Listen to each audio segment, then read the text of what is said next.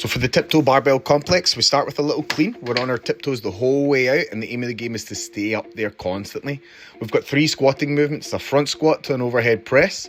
We're then going to bring the bar back behind the neck into a back squat. We then press the bar overhead and we widen the grip into our front squat, our wide snatch grip. Start super light and just work on control throughout. You hear Paula's rocking her butterfly stretch for the groin. The idea is to get a little bit of length into the adductors, the inside, by pulling with the external rotators. So we pull the hips open and lengthen the groin that way. Nice job, Paula. You hear Paula's rocking her butterfly stretch for the groin. The idea is to get a little bit of length into the adductors, the inside, by pulling with the external rotators. So we pull the hips open and lengthen the groin that way. Nice job, Paula.